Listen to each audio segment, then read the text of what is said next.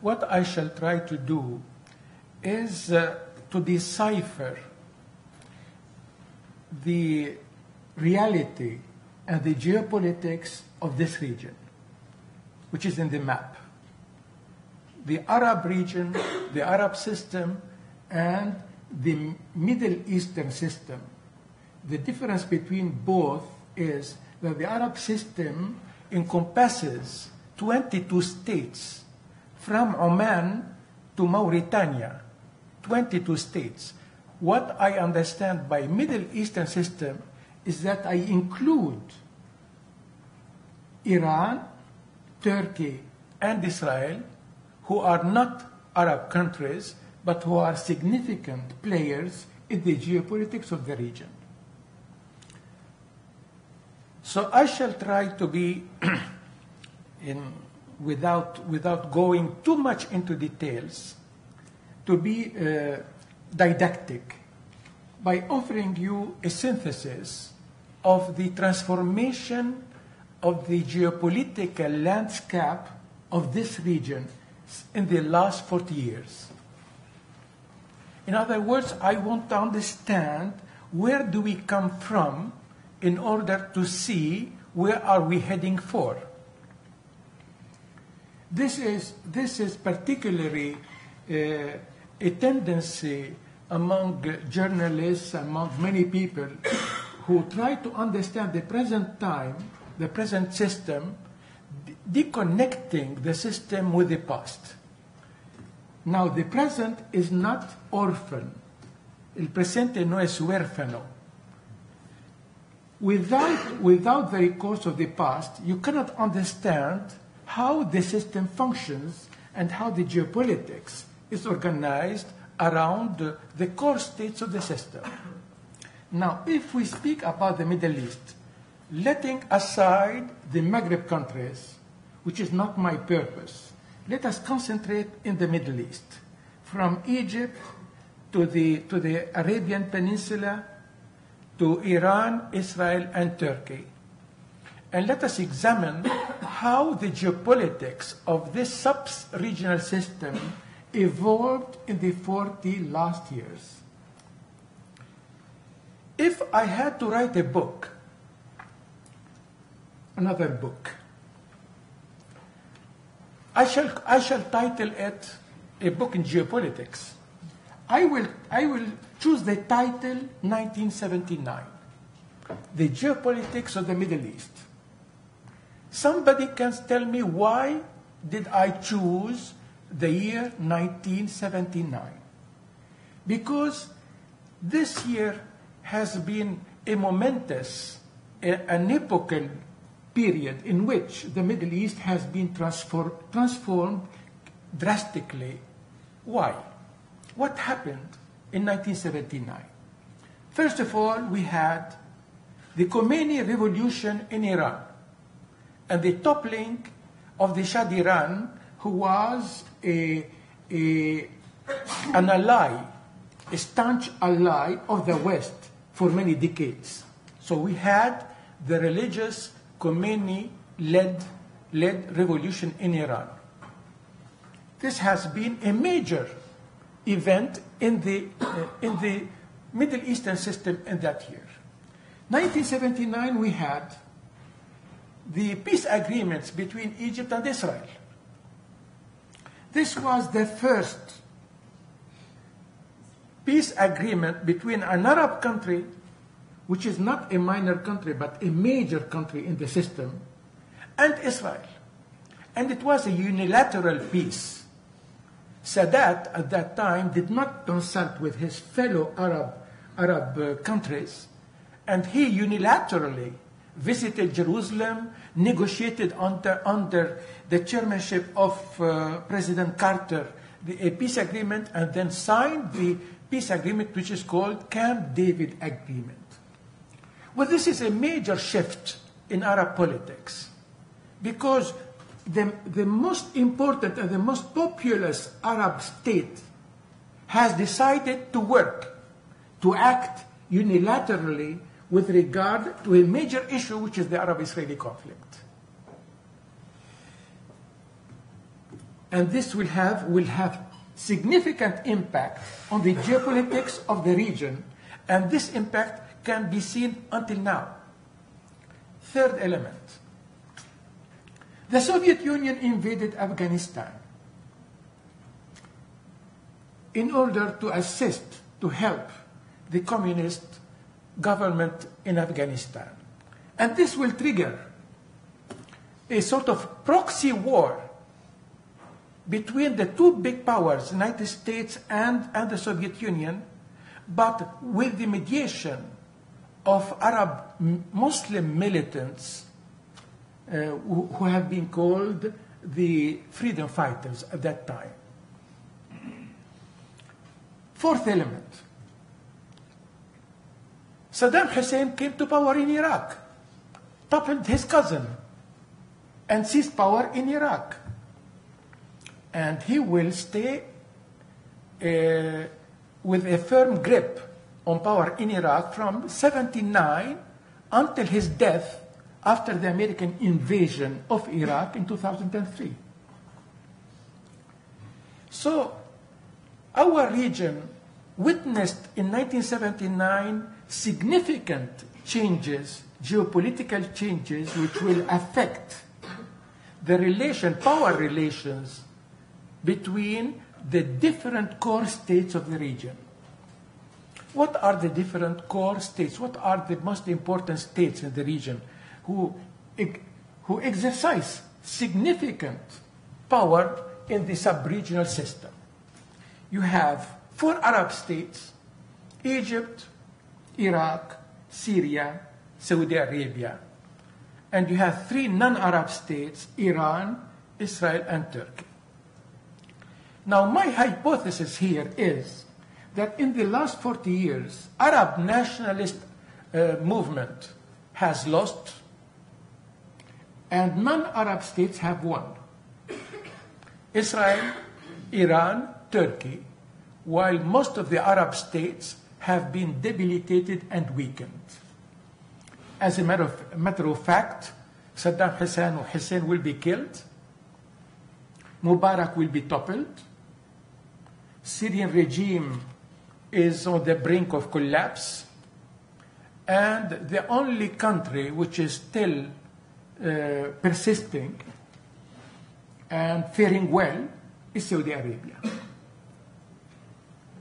So my hypothesis is, geopolitically speaking, the Arab world has been losing ground while the non-Arab states have been gaining power, momentum, and influence.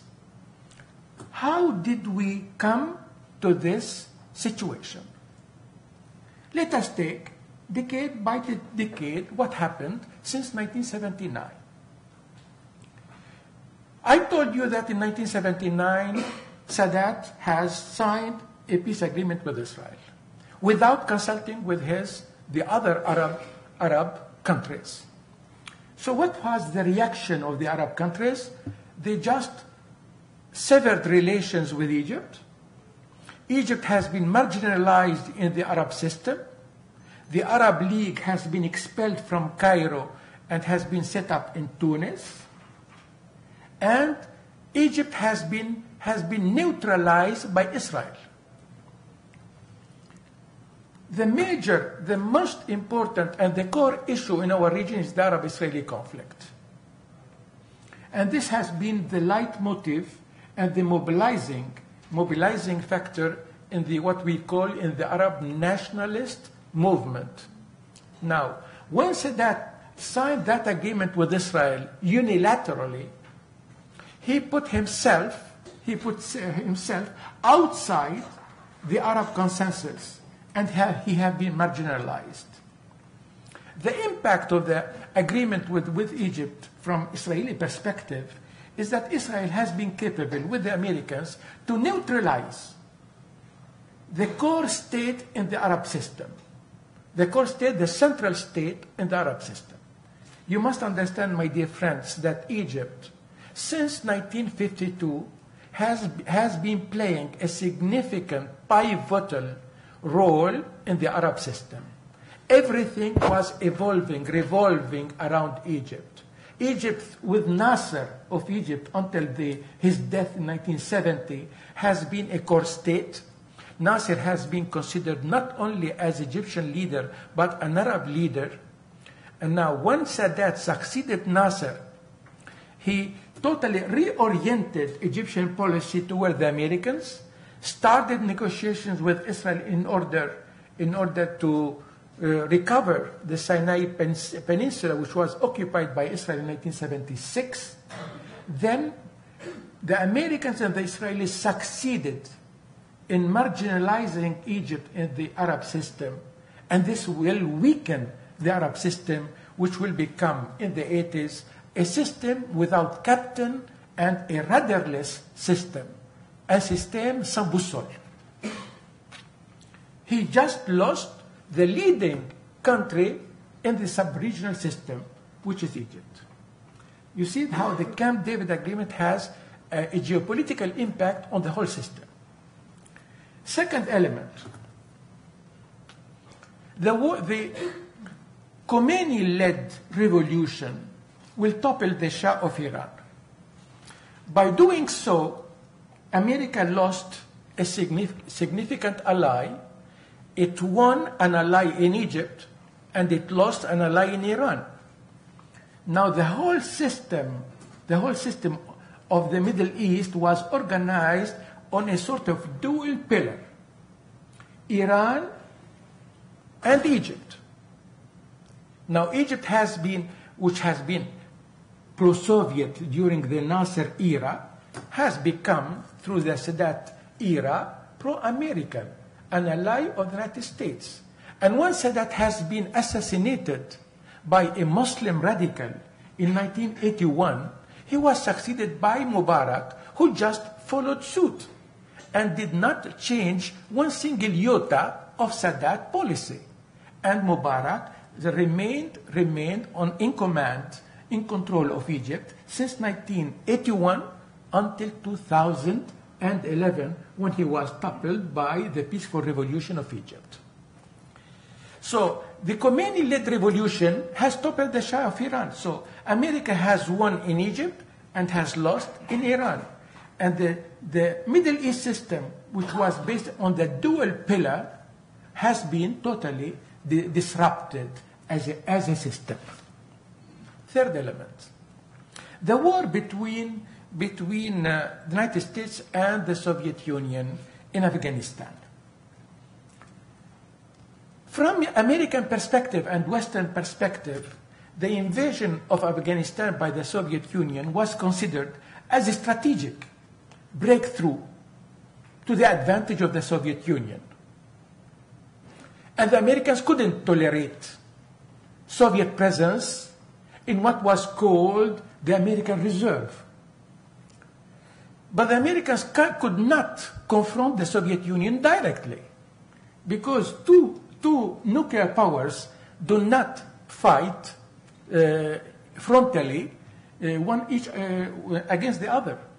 So what the Americans will do is to recruit, to mobilize thousands of Muslim fighters who came from Yemen, Saudi Arabia, Pakistan, other countries, and who were financed, armed, and trained by the Americans. And those Muslim fighters, called freedom fighters at that time, fought the Soviet Union and indeed ejected the Soviet Union from Afghanistan. It was a victory of the West, but thanks to the major contribution of Muslim volunteers, and one of these Muslim volunteers is bin Laden. So bin Laden is the creation of the United States, in the sense that he, with the other Muslim volunteers, went to fight communism against our sacred religion, Islam. This was the discourse at that time. And afterwards, he just turned his arms against his patrons, the Americans and the West in general, committing the attacks of which you are aware. So this element, this war in Afghanistan, has, to my mind, to my in my opinion, has contributed in a significant way to the development of what we call jihadi movements in the Arab world.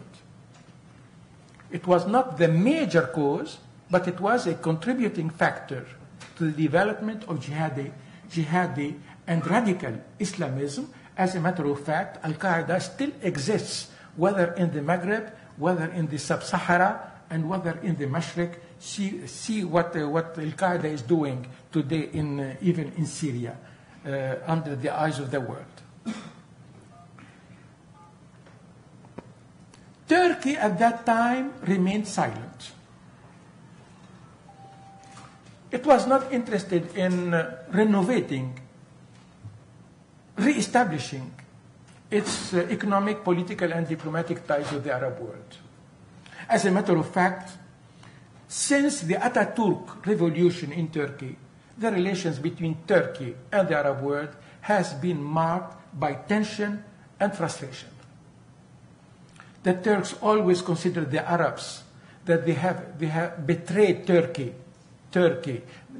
in the First World War, because the Arabs sided with the West against Turkey, and the Arabs considered Turkey as the old colonial power. So the relations have not been marked by sympathy or goodwill from 1925 until the mid-90s of this century, of last century. So Turkey remained silent. It was not a significant actor in the Middle East. It was trying to develop itself under authoritarian rules of the generals, and then later in the 90s and the 20s under moderate Islamist rule of Erbakan, and in 2002 of Erdogan. Now Turkey will step in the system only some 20 years ago. So I'm not going to speak about Turkey, since I am speaking in the 80s. Turkey was a silent actor in the sub-regional system, while Iran has shown activism and protagonism. Clearly, the Arabs got very concerned with what they perceived as a significant Iranian ambition to expand its influence in the Gulf and then in the region. That's why Saddam Hussein will go to war with Iran. And curiously enough, the Americans were the allies of Saddam Hussein. They trained his army. The Arabs provided him with finance and resources. And Saddam Hussein fought Iran for almost 9 years. We had 1 million dead in this dramatic war between Iraq, an Arab country, and Iran, a Persian country. And the conclusion was that both countries have been weakened. Iraq has been debilitated, and indeed it was absorbed in huge depths, and his army almost exhausted, while Iran has been at the same time totally, if not destroyed, at least debilitated by this dramatic war. While Iraq and Iran were fighting in the Gulf, Iraq being the ally of the West and Iran the axis of evil, Israel was behaving in the region in total independence and autonomy. So what did Israel? 1982, Israel invaded Lebanon, ejected the PLO headquarters from Beirut. Arafat has been exiled in Tunis, and Israel occupied the South Lebanon in 1982, and this occupation lasted for more than 20 years. What is my first conclusion? From this first decade, one Arab country, which is Iraq, promised a brilliant future in the 70s, has been totally destroyed in the 80s. So a pivotal state has almost disappeared, and Egypt has been neutralized. What remained Saudi Arabia and Syria. What happened in the 90s? The 90s, first of all, we had the decomposition of the Soviet Union, the destruction of the Berlin Wall, but we had a significant military adventure of the Iraqi army, which occupied the small country of Kuwait. It was on the 2nd of August, 1990. So this decade has been inaugurated by an Iraqi invasion of another small country, which is an oil country, which is called Kuwait. You can see it. You can see Kuwait. Kuwait. It is in the southern border of Iraq. As a matter of fact, Iraq has always claimed sovereignty over the territory of Kuwait and always believed that Kuwait should go back to the motherland to utilize the Iraqi discourse. So Saddam Hussein, who has been the ally of the West in his war with Iran, thought that he eventually could seize this small territory, but very rich in oil, seize and occupy it with a total silence of the West. In this, he was totally wrong. What happened is that the West has mobilized a coalition of 28 states under the aegis of the United States, and the United States and the West sent to the region 500,000 soldiers in order to liberate the small country of Kuwait, which at that time had a population of 250 people. So the West mobilized 500,000 soldiers in order to eject the Iraqi army from the tiny country of Kuwait. But Kuwait was not a tiny country in energy perspective. Kuwait has 10% of world proven reserves of oil. What was the American pretext? The international community cannot accept the illegal occupation by military means of a sovereign country which is member of the United Nations. This triggered, my dear friends, a huge demonstrations in the Arab world. Those who are 40 years of age at least, do remember the demonstrations and the protests in the streets of Morocco, Algeria, Tunis, Egypt, and other countries. And the West media thought that those Arabs were going in the streets because they were supporters of Saddam Hussein, which was totally wrong. It was a misreading of the situation. The Arabs went to the street just to claim that the West is using a double standard policy with the Arabs. In which sense? The West was closing his eyes on the occupation of Israel of Palestine since 1967 and never mobilized 500,000 in order to set free the Palestinian people, while the West, for energy reasons, has mobilized itself to eventually eject the Iraqi army from Kuwait. The accusation of double standards is a sort of leitmotif which you can read until today in the Arab media. So if you ask me what is the image of the West in the Arab world, the main image is the Arab world don't believe the speech, the discourse of the West. The discourse on democracy, on human rights, on international legality. Why?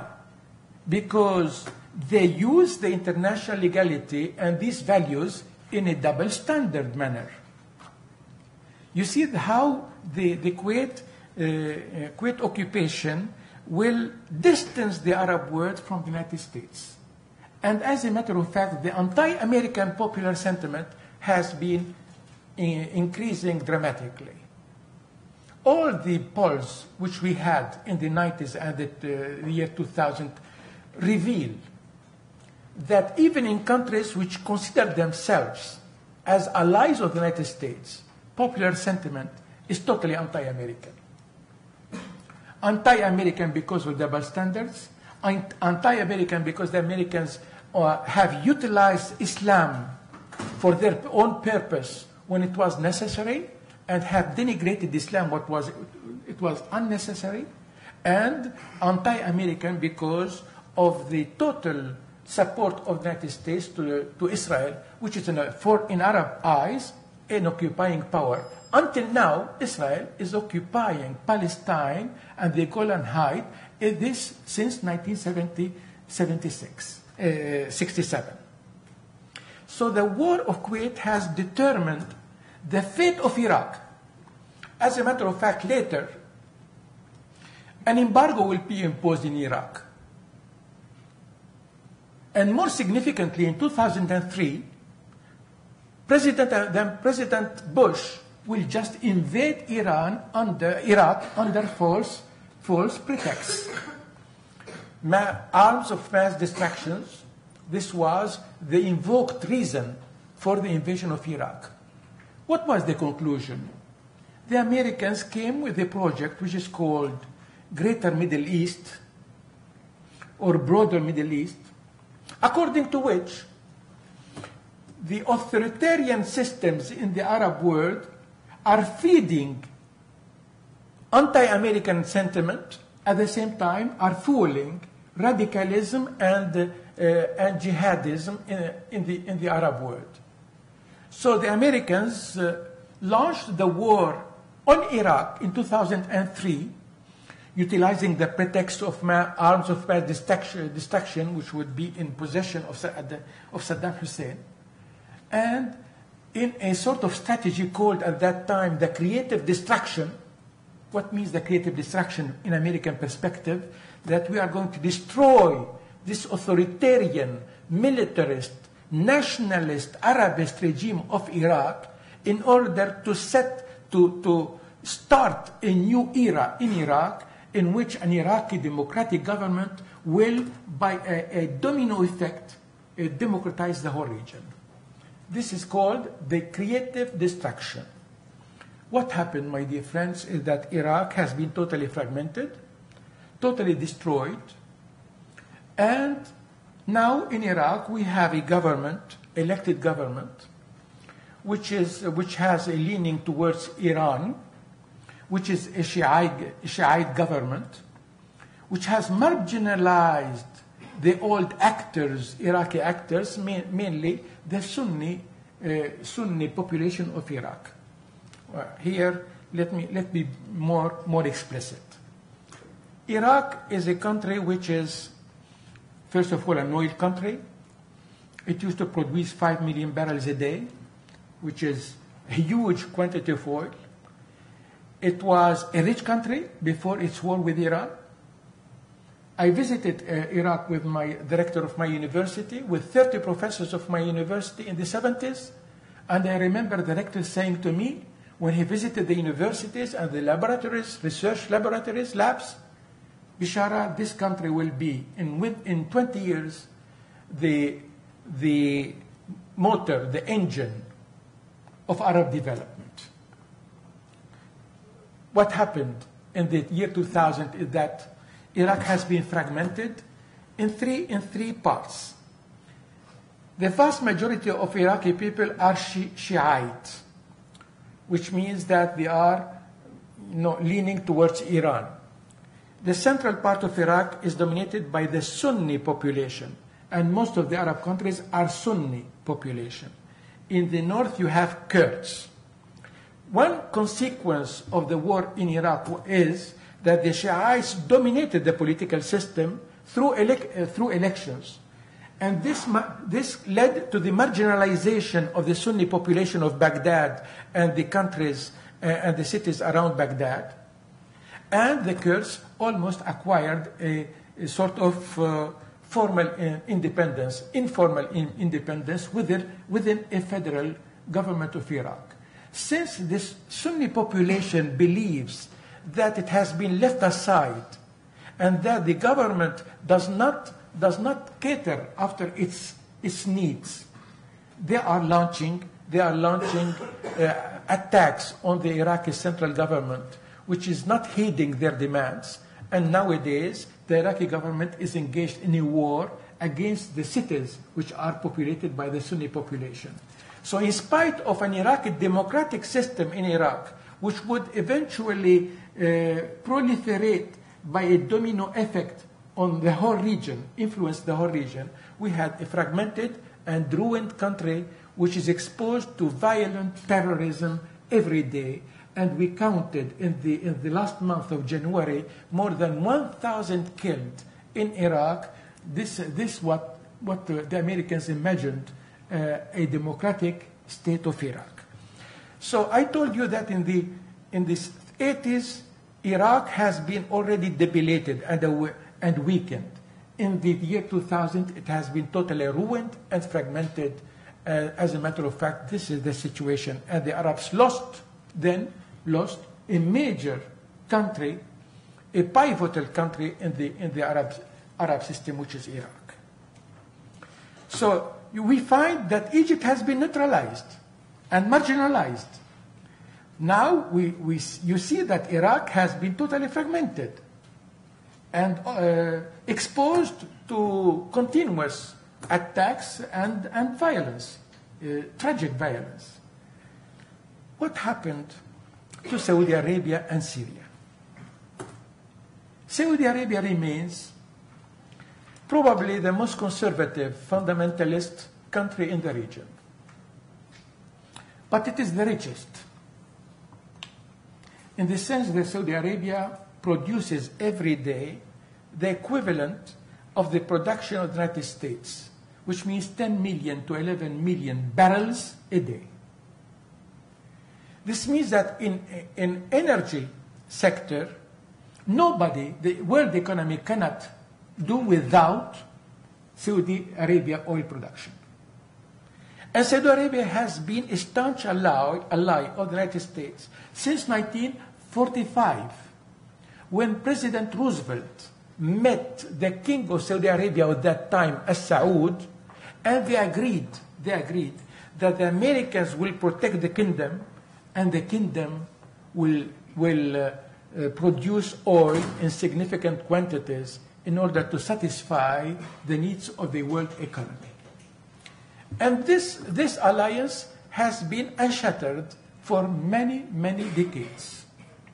When this alliance has been for the first time shattered, in 2001, we had the terrorist attacks in the United States. Out of the 19 terrorists, 17 were of Saudi origin. This provoked a real shock in the United States, and Saudi Arabia has been accused of feeding such a radical Muslim interpretation. So we had the first crisis in the relations between the United States and Saudi Arabia. It didn't last a lot, because still the United States needs Saudi Arabia, or not the United States as such, but the world economy needs Saudi Arabia oil, and still Saudi Arabia needs the American strategic umbrella, which means the American protection to this desert kingdom. So for the time being, Saudi Arabia is still there, exerts influence, the kingdom has not been toppled by the Arab Spring. On the contrary, the kingdom distributed largely huge amounts of money, more than $100 billion, in order to buy off the silence of the population.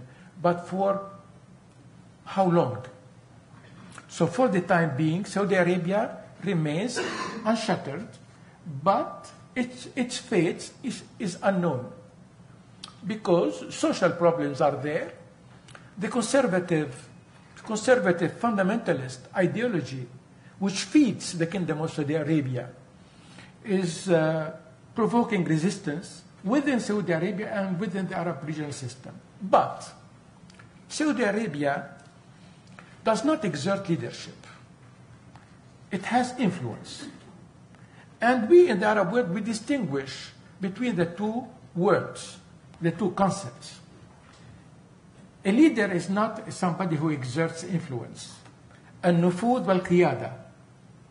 Leadership is al-qiyada, A leader is somebody who is charismatic, who is, has a deep consensus within his country and outside the region.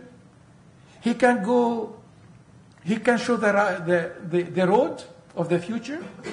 Eventually he can educate his own people, and he can go against the popular sentiment if necessary. This has been the case of Nelson Mandela.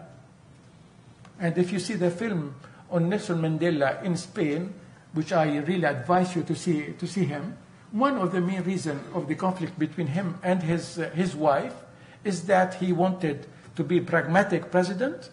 He wanted to reconcile with the white population of South Africa, to be inclusive, while his wife was so nationalistic and revengeful.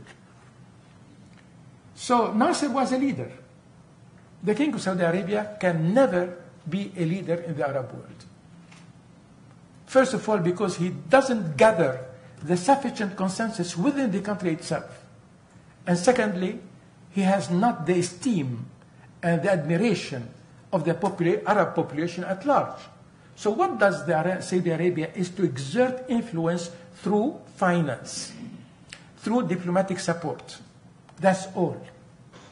So we cannot consider Saudi Arabia as a pivotal state, as a core state in the Arab system. So it remains. The other core system is Syria. Now Syria is on the brink of collapse. The Arab Spring started in Libya peacefully. Excuse me? No, it started in, but I am not speaking about Tunisia. It started in Syria peacefully. No, exactly as it happened, what happened in Tunisia and in Egypt. And later, after 2 or 3 months, this peaceful revolution has been transformed in a sort of guerrilla warfare, with the constitution of a Syrian coalition, with the constitution Syrian Free Army, and then with the elapse of time, the Syrian situation has been totally perverted with the penetration in the Syrian landscape of jihadi movements and Muslim radical movements, as you can see in the newspapers every day. So this is the case of another pivotal country which is almost on the fringe of collapse. Total collapse. So let me go back to my hypothesis. I told you that in that system of the Middle East, we have 4 Arab states and 3 non-Arab states. The 4 Arab states have been totally weakened, marginalized, neutralized, or even destroyed. Iraq has been fragmented. Egypt has been marginalized. And today Egypt is in total turmoil with the military coup against the Muslim Brotherhood. The country is totally polarized. The military on one side, and what we call the secularist movement behind the military, and the Muslim Brotherhood. And there's no leader capable of bringing both camps together in a sort of consensus, national consensus and national contract. And this is the lesson of Tunisia to Egypt. Tunisia has succeeded lately to forge a constitution in a sort of national consensus, and the Muslims of Tunisia have been so pragmatic that they had to concede to the secularist camp on many issues. We have the parity between women and men in elected assemblies. The Sharia is not mentioned in the new constitution, but in the first article, Islam is the religion of the state. And the constitution affirms that the state will be neutral, that the state will be protect the religions and the sacred. That's all. And this is the most modern progressive constitution in the Maghreb and probably in the Arab world. This has not been the case in Egypt, where the military and the Muslim Brotherhood just forged a constitution which was totally measured to fit each camp of them. So Syria started as a peaceful movement, transformed in a civil war, and the country has been totally destroyed. Barrels of explosives are destroying nowadays in front of the world cities like Aleppo, Homs, and Hama, and the countryside, and probably Syria will take many years in order to reconstruct itself, to rebuild its infrastructure, and probably to engage in a transitional process which will probably take too much time. So out of the 4 Arab countries, only Saudi Arabia, which is not a leading country, is in place. For how many years? This is another issue. This is another conference. At the same time, and this is the other hypothesis, the other non-Arab countries are acquiring a significant role, increasing their visibility, their legitimacy, and their momentum. Take the case of Israel. Israel, today with Netanyahu, the current Israeli government, is not flexible at all, and in spite of 10 shuttle diplomatic visits of John Kerry in order to re-establish the dialogue between the Palestinians and the Israelis, no progress has been mentioned. And we are approaching the deadline, which is the end of April, by which there should be a solution. And until today, Israel is imposing unacceptable conditions on the Palestinians, and the situation remains deadlocked. Why Israel should concede anything? Is there any significant Arab pressure on Israel? No. Is there any significant international pressure on Israel? No. So that's why the lack of flexibility of Israel explains that Israel believes that it has won the supremacy, not only the military, but the diplomatic supremacy in the region. In my mind, this is a stupid reasoning, because in the long run, Israel will get more isolated. The sanctions will bite. As a matter of fact, if you read today, El País of today, you will see an article on the impact of the sanctions, international community sanctions, whether they call the campaign sanctions, disinvestments, and boycott, is biting today in Israel. By the way, the European Union has been also more pertinent and coherent in its policy by refusing the exports into European markets of products produced in the settlements. This also will bite. That's why Israel is wrong when it believes that it is winning the game totally. What about Iran? Iran is emerging as a significant geopolitical actor in the region, whether the West like it or not. As a matter of fact, Iran is marking points. On the nuclear issue, it has reached an agreement with the West. On the question of Syria, it has supported the Syrian regime and shoring up its military campaign by resources and by volunteers. And in the region, Iran has acquired the esteem and has become a credible actor in the regional system. This causes certain concern in the Arab countries themselves, mainly in Saudi Arabia. Saudi Arabia is engaged today in a confrontation with Iran. It is not only religiously based, it is not a confrontation between Sunni and Shiite. The Iranians are Shiite, the Saudis are Sunnis. It is not religiously motivated campaign. It is simply political motivated campaign between a country like Saudi Arabia, which believes that its security is threatened by a significant Iranian penetration in the Arab system. And Iran is present in the Arab system in three ways. Iran is present in the Arab system through the Iraqi government, which is dominated by the Shiite population. Iran is present in the region through its alliance with Syria. Iran is present in the system through its alliance with Hezbollah in Lebanon. So Iran has already connection with the Mediterranean. Iran is not far from the Mediterranean. It is becoming a Mediterranean player, not only as in the past a Gulf player.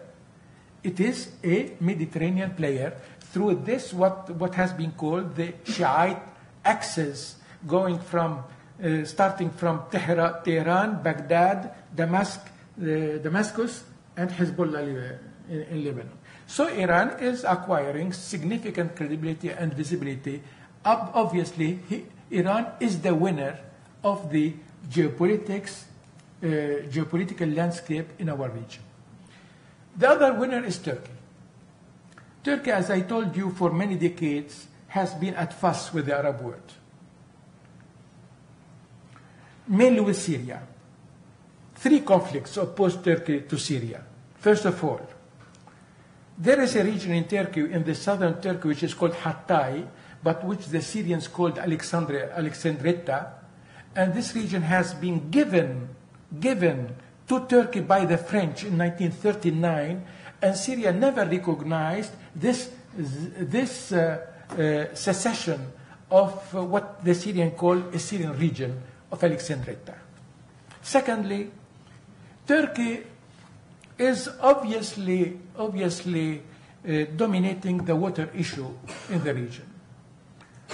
Most of the water of the Middle East comes from Turkey, through the Euphrates and through the Tigris.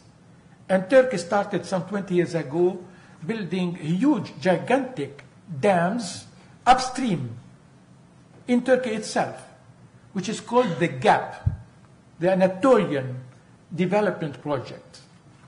Now, to fill these dams, that the flow in the Euphrates has been diminished to almost 1/3, 300 cubic meters per second, while some 25 years ago it was 1,000 cubic meters per second. This means that the development policy of Turkey and the construction of dams has affected the agricultural population of Syria and also of Iraq. So this is another conflict. And this conflict almost triggered a war between the two neighbors some 15 years ago. The third issue is the Kurdish issue. As you know, for many years, Turkey accused Syria of harboring the Kurdish movement and the Kurdish leaders, mainly Öcalan, who was in Syria. And as a matter of fact, Turkey threatened Syria to wage a war against Syria if Öcalan is not given to Turkey. As a matter of fact, Öcalan has been forced out of Syria. He went to Africa, and then he was captured by Turkish intelligence, and he's still now, until now, in a Turkish prison. So there were three conflicts opposing Turkey and Syria. Now, some 15 years ago, when Erbakan came to power, Turkey realized that this oppositional policy to the Arab world is not useful.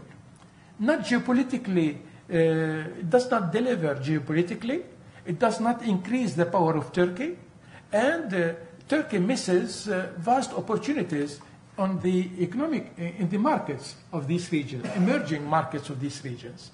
So with Erdogan in 2002, Turkey decided to improve the relations with all its neighbors. And Erdogan has been influenced by the Bible in foreign policy of the Turkish government, which is called Strategic Depth, which is a book which has been written by the foreign minister of Turkey in 2001. And what does he say? We have to improve the relations with Syria, with Iran, with Saudi Arabia, with Egypt, and with Iraq. Indeed, the policy was called Zero Problems with Our Neighbors, and this has been a large success. through this improvement of relations with the Arab world, Turkey has increased its trade with the Arab world in a significant manner.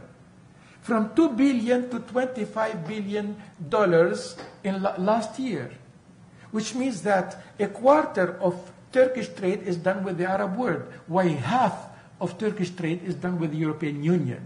So Turkey has really started a penetration policy first of all, to have access to the markets. Secondly, to have access to energy, because Turkey has water, but it does not have oil and gas. So what did the Turks do?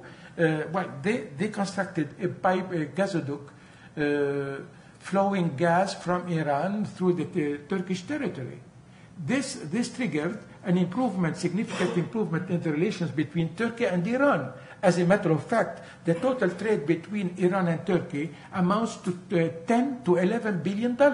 Turkey has done significant inroads in the economic field, but significant inroads in the diplomatic field, in the sense that it improved its relations with Syria, with Iraq, with Egypt, with Saudi Arabia, with Iran, and at the same time, its relations with Israel has been deteriorating significantly since many years. Why the relations have deteriorated with Israel, which has been traditionally a strategic partner of Turkey? You must know, my dear friends, that Turkey and Israel have signed an agreement, a strategic agreement, in 1996, which allows Israeli planes to train in Turkish airspace and to probably to purchase for Turkey to purchase Israeli military hardware. So what happened with Erdogan is Erdogan was leaning towards the Palestinian, was more listening to the Palestinian sufferings. And he supported the Palestinians in their fight, in their struggle against Israel. And he tried in 2006 to reconcile Fatah and Hamas. This displeased very much the state of Israel.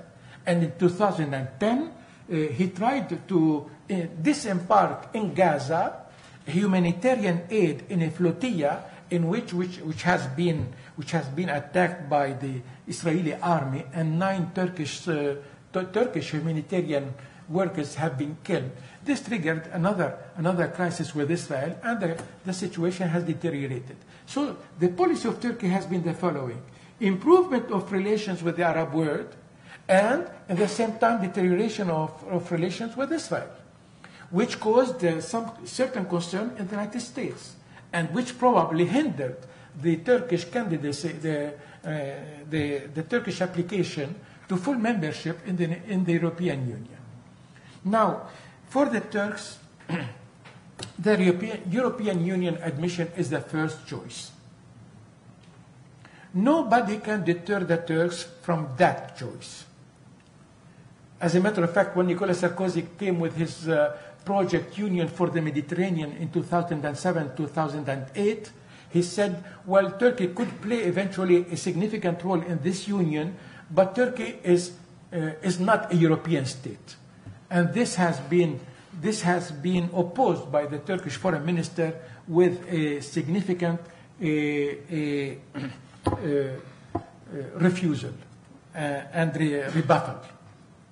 So the Turks want to be a full-fledged member of the European Union.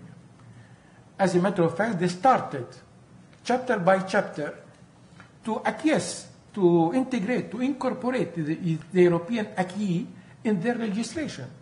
But the negotiations are so slow, to such an extent that the Turkish population is starting to say, well, why should we go to the European Union? Turkey is not a bridge between the East and the West. Turkey is the center of the whole region. And I tell you a joke. I was lecturing in Turkey, and we had a British on my side, and we had a Turkish professor, and the British said, Turkey is a bridge between Europe and the Middle East. And the Turkish professor said, no, sir, we are not a bridge. We are the center. So the Turks believe that they are the center of a strategic, geostrategic region which is full of resources and also full of promises, even though today it is full of challenges. So Turkey has significantly profited of what is happening, although the support of Turkey to the Muslim Brotherhood in Egypt has deteriorated the relations between Erdogan and the Egyptian army, and the support of Turkey to the Syrian opposition has deteriorated the relations between Turkey and Syria. But I am sure that if Bashar al-Assad will go very soon, and I think he will go very soon, Turkey will probably sow the benefits of its support to the Palestinian, to the Syrian people. You see, my friends, the three non-Arab pivotal states are the winners of the situation. Israel is winning because the Arabs are preoccupied by their own problems, so Israel can conduct its policies in total autonomy and in total impunity. That's why Israel is still now building new settlements in the occupied territories, in spite of the fact that we are negotiating a Palestinian contiguous and viable state through American mediation. Iran is winning because, after all, Iran is demonstrating a strong capability, first of all, in the scientific field. Secondly, diplomatically speaking, they are very clever. And they are listened to. They are listened to. And to a certain extent, they are admired.